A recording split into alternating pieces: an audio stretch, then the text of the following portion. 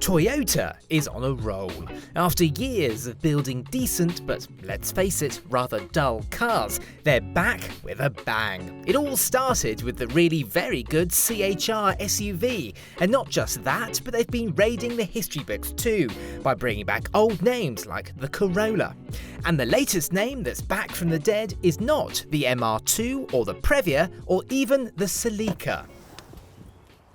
But it's the Camry. Nope, I'm not joking. The Camry name is back in the UK for the first time in 14 years, and its arrival marks the death of the old Avensis model. Now I know styling is always subjective, but in this part of the market where everyone wants to buy a BMW, volume car makers have to work hard to grab your attention. It's why the Vauxhall Insignia, Skoda Superb and Mazda6 look so damn good, but this doesn't. Now, it's not a bad car in the styling department at all, but I don't know. Toyota say this is stunning and elegant, but I can't help but think this car looks like a mixture of anonymity and a complete mess. Now inside, it's just like your typical family saloon because it's all very nicely laid out. It's very simply designed, all very good. Everything is where you'd expect it to be. Also, the quality in here is exceptional. It's easily on par with the Skoda Superb and the VW Passat. Everything feels incredibly well put together. Lots of lovely soft touch plastics. Leather feels good. It feels way above the class average in here. The storage isn't too bad either. There's a couple of cup holders, as you'd expect. An enormous cabbie under here. There's a wireless charging pad as well with a 12-volt socket, a USB charging port as well.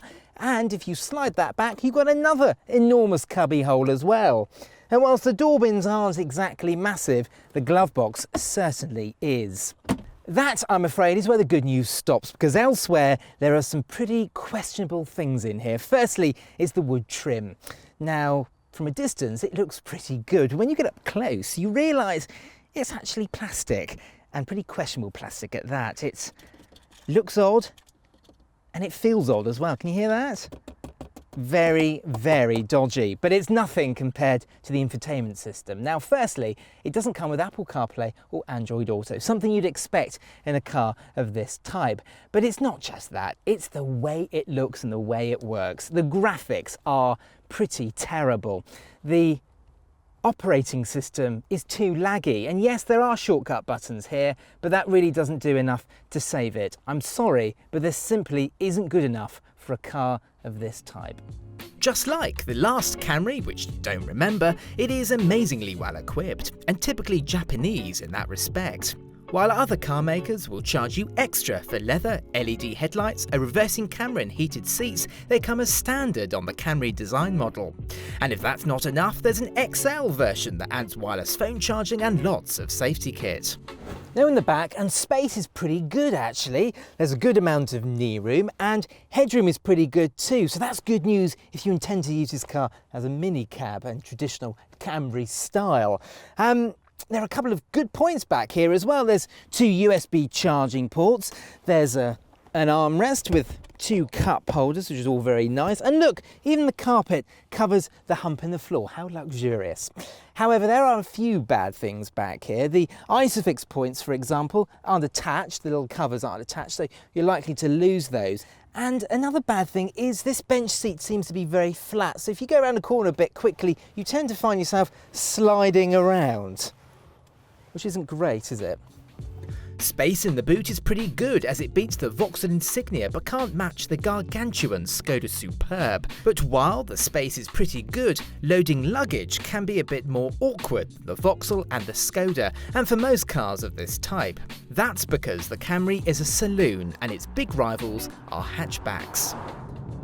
Now, whilst the Camry drives in a way that we're not that familiar with these days with Toyotas, what it's powered by is something we're very familiar with, because there are no petrols or diesels on offer here. Oh no!